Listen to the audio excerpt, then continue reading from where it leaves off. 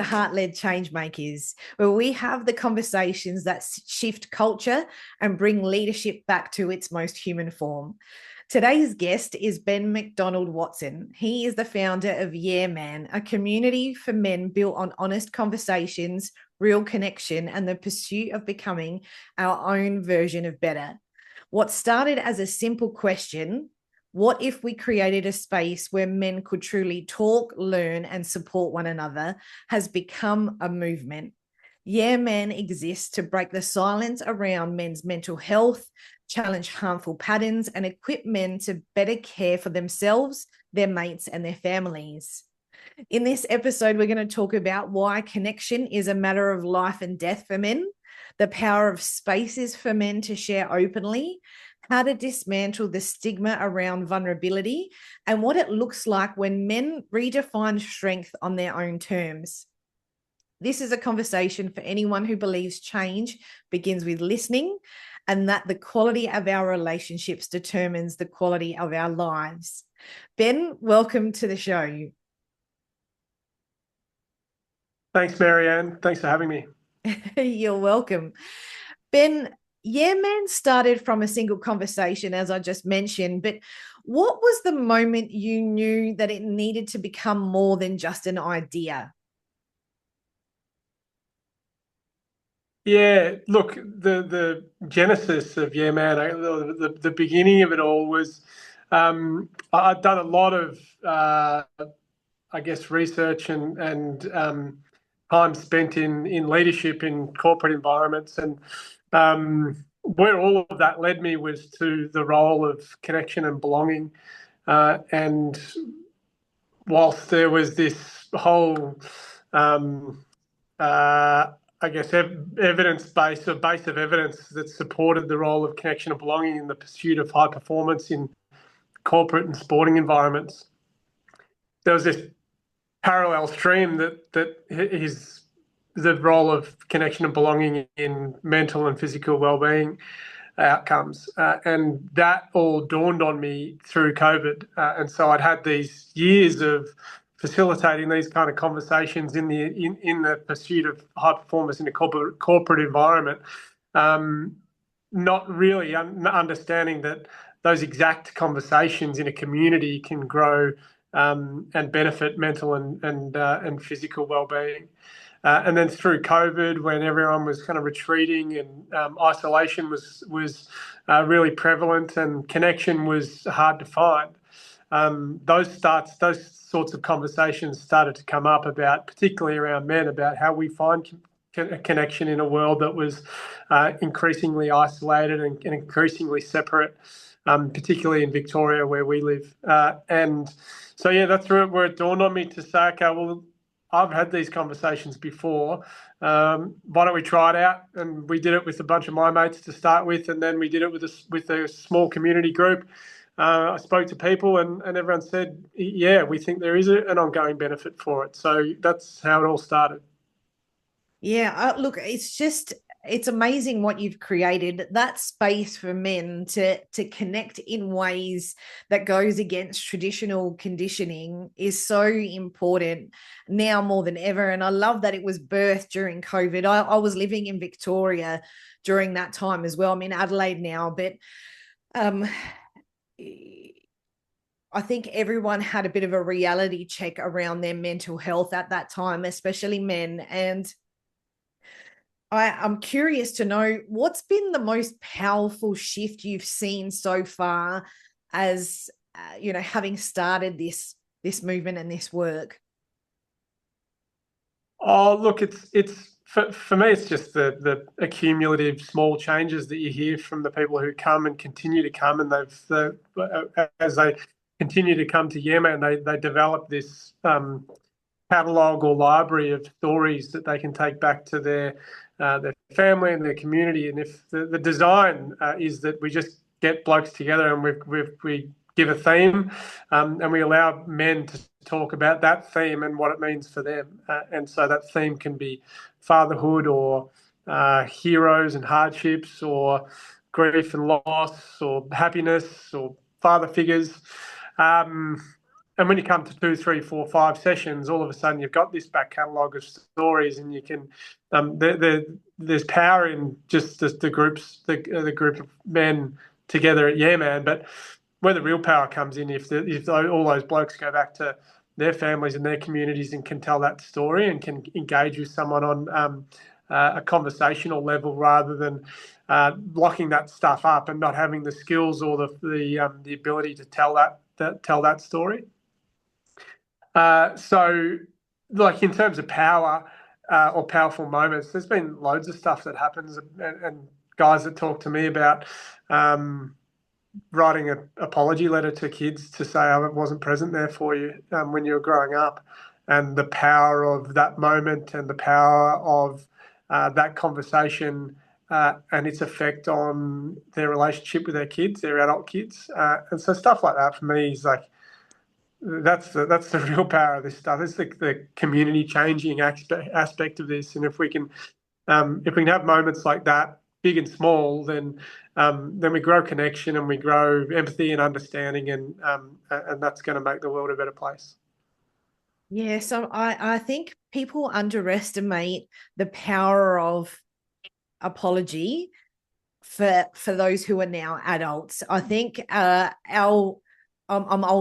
I'm definitely older than you, but our parents' generation and those above have a very hard time owning their shame and their guilt around their behavior. They were just, most of them were just kids. I don't know about your parents, but you know, my mum was 17 when she got married, and my dad was he was definitely older than that, but she had me at 19 and my dad was like 23.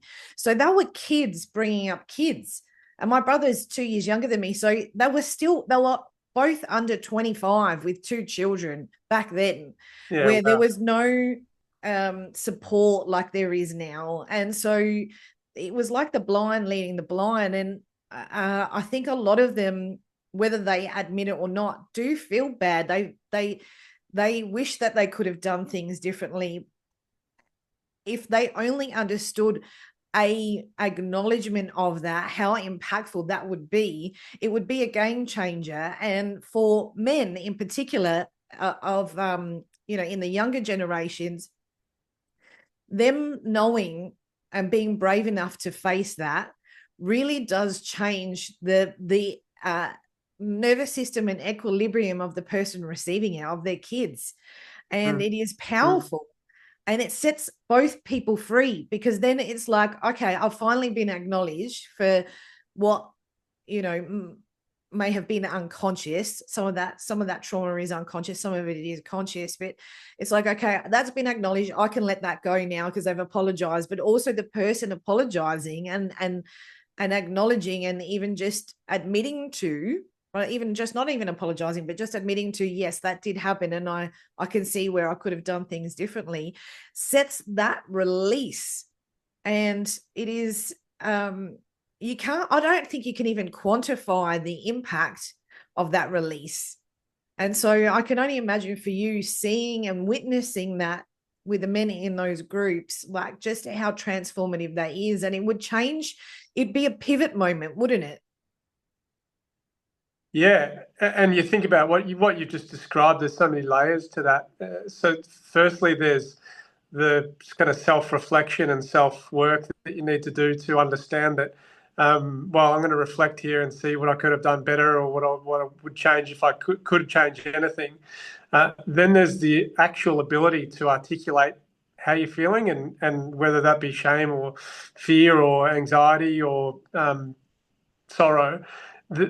The ability to articulate that and to have the vocabulary to articulate that, and that's a particularly male issue that's where we lack. And then there's the courage and vulnerability to actually go and enact that conversation. So there's so many layers to that. Yes, it's such an incredibly powerful thing to do if you can go through that process or that journey.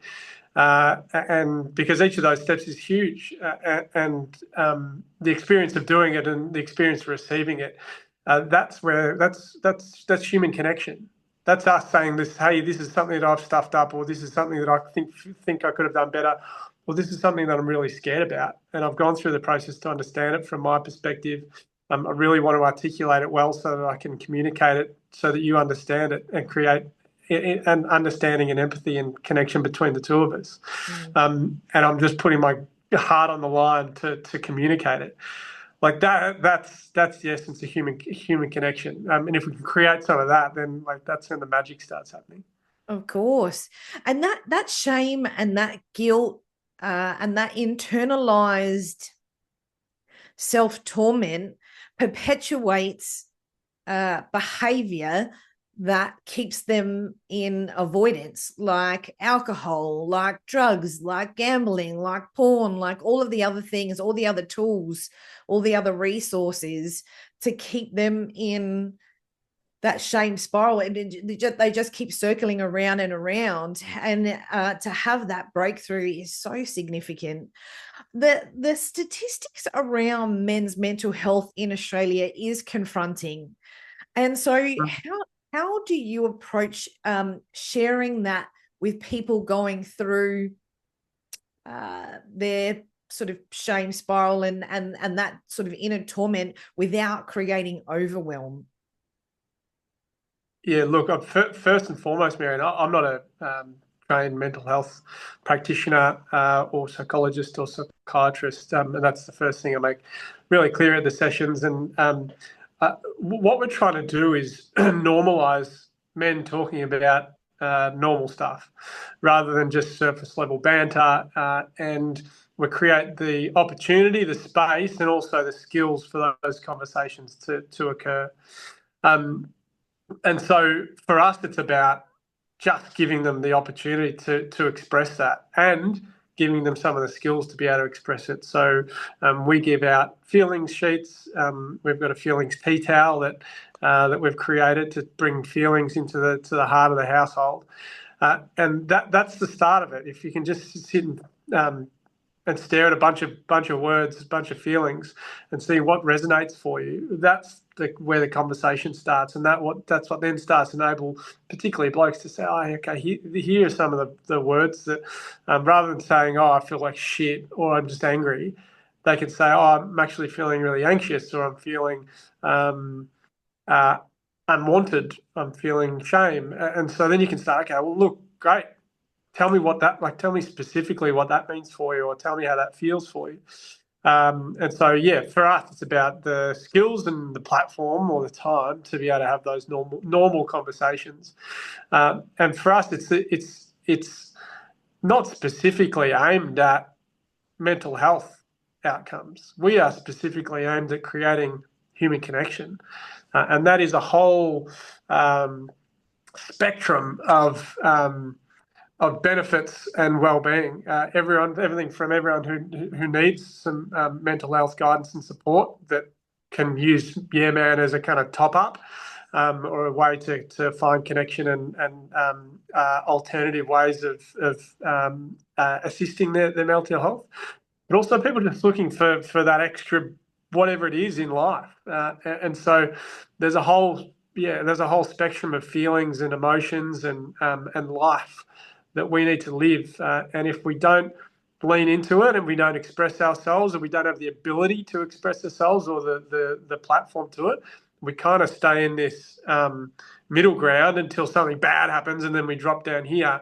Well, we want everyone to be able to experience the full range of the beauty of life and the upsides of life, and then to be able to navigate those downs a little bit better than we currently do, and do it through ways that are a little bit more helpful or productive than the current ways in which some men are dealing with things at the moment, which you spoke about before, about drugs and alcohol and violence.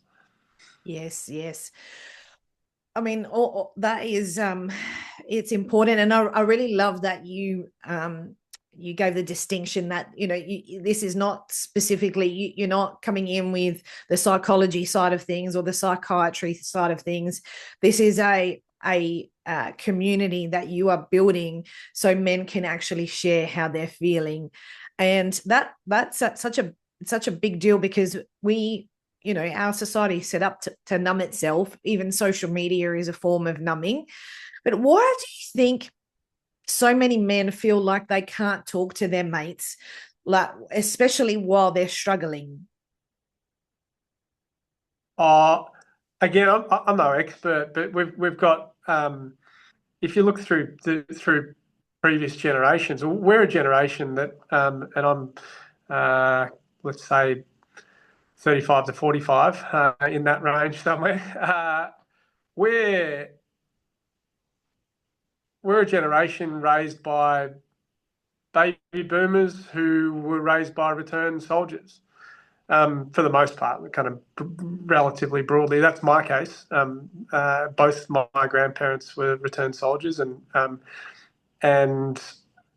so there's this generational change is there's a whole heap of new expectations on males now that we've never seen modelled before. We've never seen vulnerability and expression through language modelled to us, and so if you can't see, you can't be what you can't see. And so if we've never seen it from anyone, it's pretty hard to be it. It's pretty hard to kind of just generate it out of thin air. And so having said that, though, what we're doing is not new. This is not new age. This is not new way of thinking. This is getting blokes together to tell their stories, sometimes around a fire.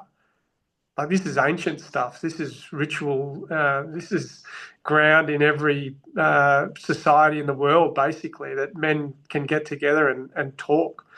And we've seemed to lost that somewhere along the way. And we're just trying to normalise it again. We're just trying to normalise a bunch of blokes getting together and having the space and the opportunity to talk about stuff that it's a little bit more than surface level. Yes. And having them be vulnerable, I would think, is a big piece of this. So I'm curious to know, how do you get them to see vulnerability as a strength and not a weakness, not as failing? Yeah, look, we don't talk much about that space. We just try and model it. There's a lot of guys that come back as return visitors, return participants, and the night starts with me sharing my story on whatever the particular topic is. So I do my best to model that, and everyone's going through their own journey of how open they're willing to be, how close they are to understanding their full story. Most of the time, guys are a little bit closed off because they don't understand what they're going through, and they haven't done much time really delving into who they are and what their story is. Again, because they've never seen that modelled. So, yeah, there's always someone in the room who's really willing to share their story. And I think that then rubs off on people to see, A, the power of the story and the response from the other blokes in the group. But what I would say is that guys are, as a general rule, really willing and really almost wanting to tell their story. So when we started, I had people telling me, "Oh, you're gonna have to struggle getting guys to talk." And now I find I've got more of an issue getting blokes to shut up. So it's really interesting that people say guys don't want to talk. And my experience is they actually do want to talk. And when they're given a safe space and a set of tools to be able to tell their story, then it kind of naturally opens up. Yes, I mean, I see that with the clients and the CEOs. I work predominantly with men, and I certainly see that. I think everyone, men included, just want to be heard. They want to be seen and heard. And in those groups, the ones that you're holding, I can only imagine how freeing it is that there are men staying silent, witnessing and listening to their individual stories, and how powerful that is. And I love that. I am a big advocate for men. I I think there are a lot of myths around what being a man is. And like you said, there's a lot of the time they haven't witnessed what it is to be in that real masculine energy, not in the patriarchal masculine, which is, you know, a lot of the time toxic and, you know, is what's made our world chaos, but in that true essence, back to the basics, back to a grounded presence. And I'm curious to know, in your conversations, you know, in these groups, do you talk about that side of things and like dismantling the old myths? We do. We don't talk about it in that type of language, but yeah, certainly through our father figures session, we talk about our fathers, we talk about our grandfathers, the men that they are or were, the things that we would like to continue that they did and how they lived their life, and then the things that we would like to do differently, or the things that we wouldn't want to pass on to the next generation through the way that we parent or live our lives.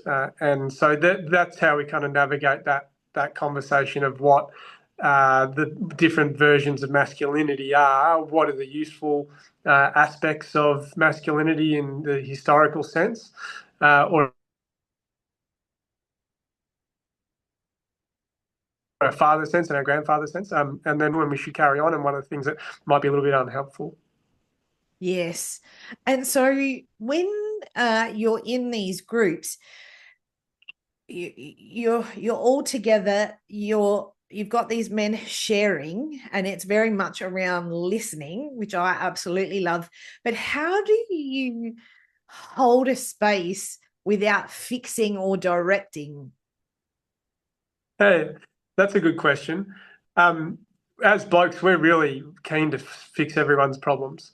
Not necessarily our own, but if there's a problem external to us, we love to switch into fix-it mode. So that's one of our first rules, and we deal with that every night, every session. That we lay some ground rules, and one of the first ground rules is that we're not here to solve anyone else's problems.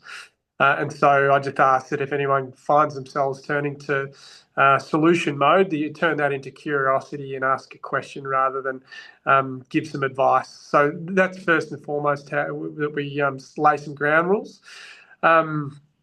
And the structure of the nights is that there's no, like, you're not forced to talk, you're not forced to share your story, but we break into smaller groups and then give the topic for the night. So it's non-confrontational, it's really open and relaxed, and you can share whatever you need to share. But we find that giving the theme for the night and then breaking off into the smaller groups of three, it enables people to, then it just feels like a chat almost like a chat at the pub, that you're just having with a couple of blokes, and it's not sitting in a circle being forced to talk sit out the front and talk. So we try and make it as normal as possible, and not as non-confrontational as possible. Yes, that makes sense. And I like the acknowledgement of, you know, men wanting to fix things. And so I was definitely curious about how you would navigate that, because it's human nature. You know, men are providers, they're fixers, they focus on solution. And so being all together, I love that that's a ground rule. I think that that's very important. When you think about women, partners, families, and the community in general, what role can we play in supporting this mission and this way of encouraging men to step in and, you know, be part of these groups, to share how they're feeling? Like, what from your perspective, what role can we play? Yeah, it's a good question, man. And I think, like, let's talk about some of the challenges or the issues that we've got as men, and then we can probably talk about the opposite of that being the opportunity. But we've got guys who've never had it modeled to tell people how they're feeling. We've got a really common trait that males don't have the vocab to tell people how they're feeling. It's really normal for men to feel like they can't express themselves and can't show a full spectrum of emotions. And so for me, I guess it's like when men do share, or when they've learned a new way to describe a feeling, or that they're opening up about something or expressing themselves or showing vulnerability in some way, that's just such a great moment to celebrate it. If someone's courageous enough to be vulnerable in front of you, and that gets shut down, that's really hard to come back from, and that will just ensure that that courage and that vulnerability is locked away again, probably for a longer time than it was previously. So I'd just say, just be aware and recognise the moments of even tiny vulnerability, and celebrate that. And because the more we can open up, the better off we're all going to be as families and communities. And like vulnerability, people talk about vulnerability as though it's like this something really soft and feminine, and but vulnerability is just any way that we've put our heart out there to say, this is who I am as a person, or this is how I feel. And so it's not like I want to take this sort of kind of vulnerability language and turn it into something that we can be really proud of, and something that can be really masculine, and do it through strength and courage. And so it is about recognizing when those moments occur and celebrating them. Absolutely. And so just coming back to my question, now that you've talked to that aspect, let's talk to the opposite of that, where the opportunities are. Yeah, and I guess that's what I mean. So recognize when those moments are happening and celebrate them. Yeah. Be curious, follow a narrative. If a man in your life is telling you something or expressed a word or a feeling that you've never heard before, follow that. Be curious about it. Ask what it means. Ask how it feels physically. Ask how it feels mentally. Ask what it means to how they live their life and the relationship that you've got with them. Just show genuine curiosity in any bit of vulnerability or any bit of additional language or storytelling that someone's willing to share with you. That's them kind of giving you a gift or an offering, and that can either be shut down, and that will then just kind of repeat what we've probably had throughout our history, or you can show real curiosity in there, and care for that new vulnerability or that new language, and ask a bit more about it and follow the narrative. So yeah, that's I guess that's what I'd say. If any moment of vulnerability is a gift. It is a gift. And I don't think that there's anything I love to see more than a man being vulnerable. Like that shows to me true strength. That shows to me true courage to be brave in that way. And that's why this podcast is called Heart-Led Changemakers. And everything for me is about being heart-led, because it is about owning how you're feeling. It's owning your vulnerability. It's owning the things that make you brilliant, and the things that may need some attention. And we are human. We're all human. Nobody is perfect. But a lot of the time, I feel like men have been are trained, but also feel the pressure of having to be an image, but underneath that is not what is going on. And so there's a gap, and it breaks the integrity. And I think as we're becoming more aware, and people are listening more to their intuition and just like what it feels like, even without all of those aspects, you can feel when someone isn't being truthful. They're not showing the truth of how they're feeling. And I see that with the CEOs that I work with. They present hard. They're hard on the outside because that they feel like they're going to be attacked. And so they find it very challenging to be vulnerable, because sometimes when they're vulnerable, they feel like the wheels start to fall off. And so there's this very fine balance. But I love that if we spend time being more curious, if we spend time recognizing each other as human beings and being present and not trying to rush to outcomes, not trying to rush to resolve things. And I think women have a very strong desire to be the fixer as well, which is not even what they're supposed to do.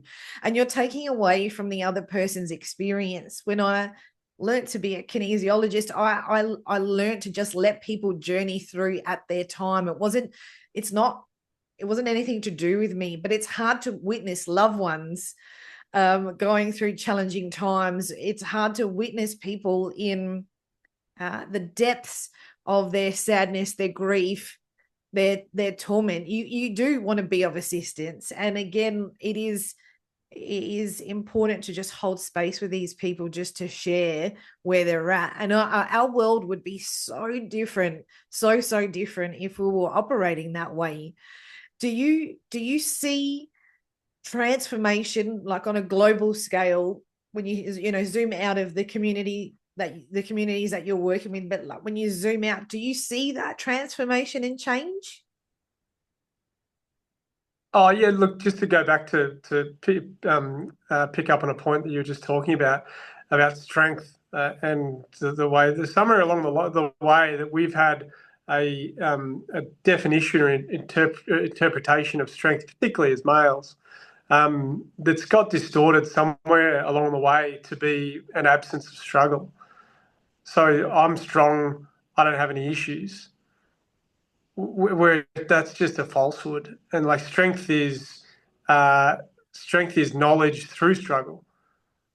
And so when we talk about vulnerability, someone can say, yeah, stand up and say, yeah, I've struggled with X, Y, Z, and this is how it affected me.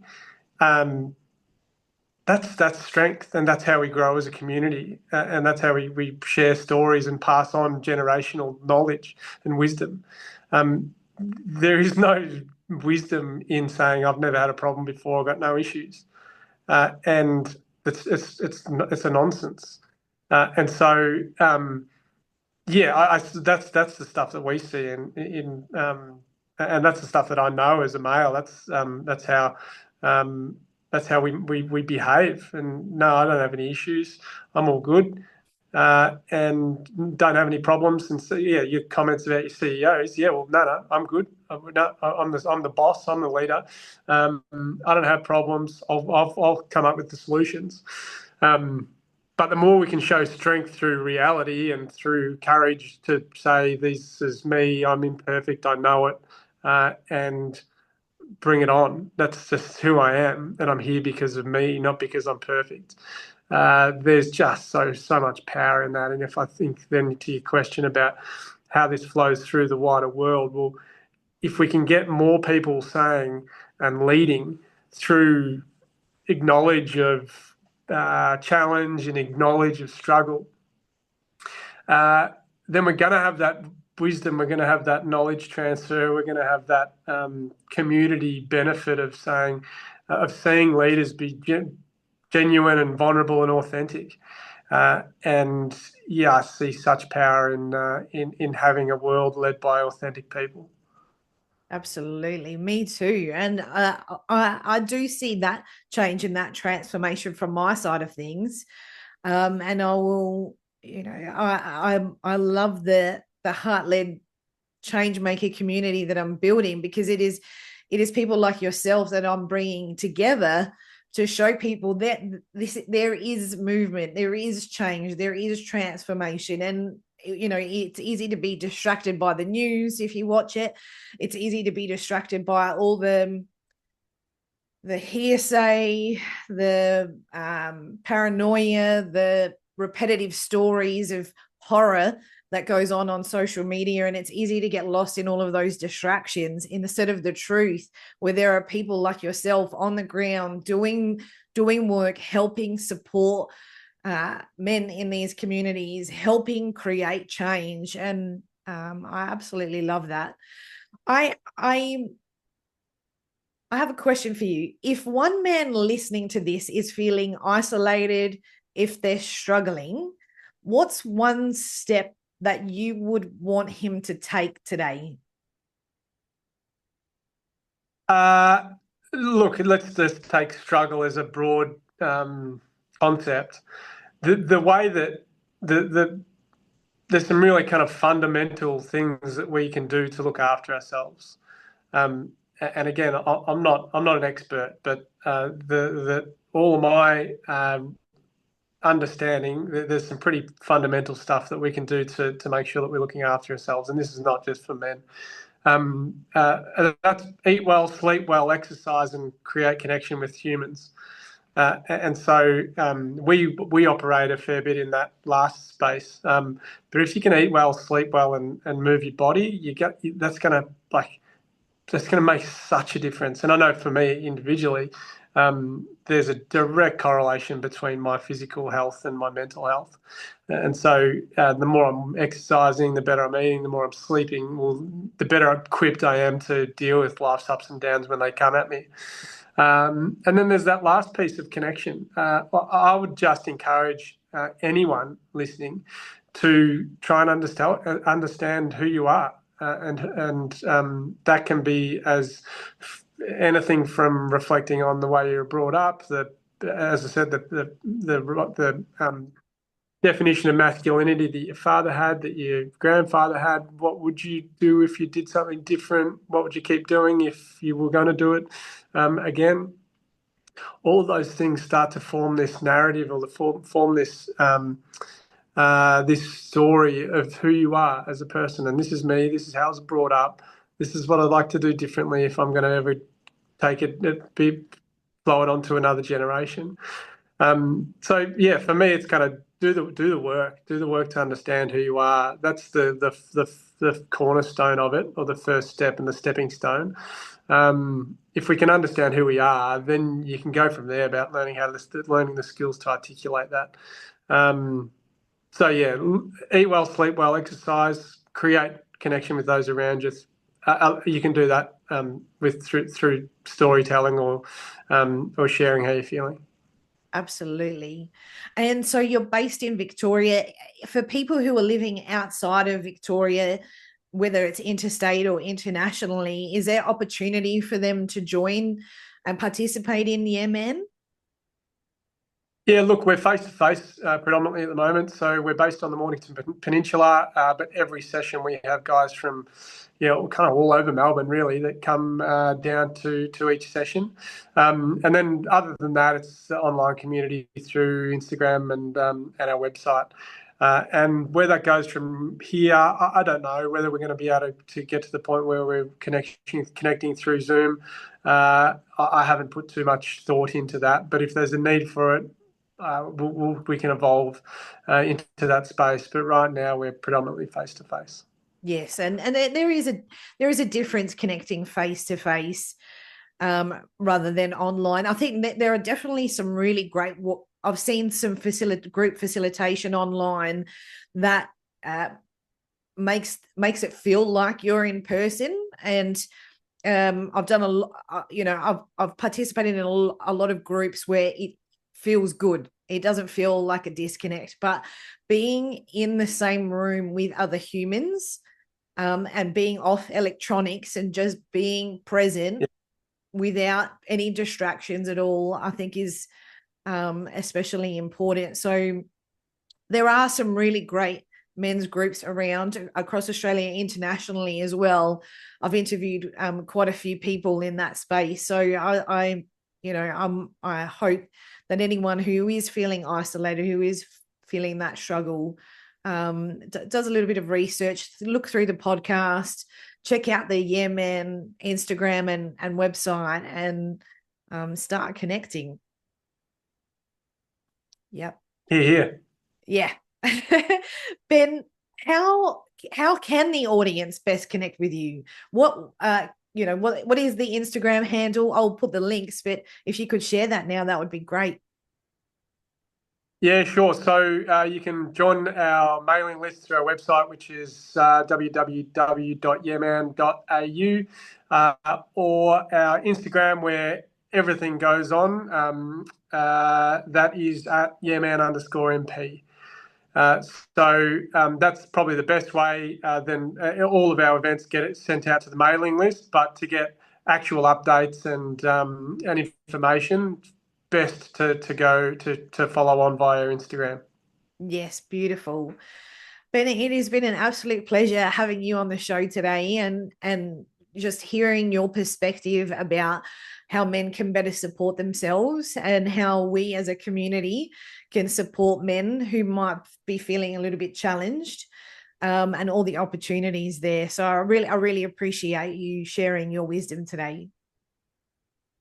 Thanks, Maryanne. I appreciate the opportunity to come on.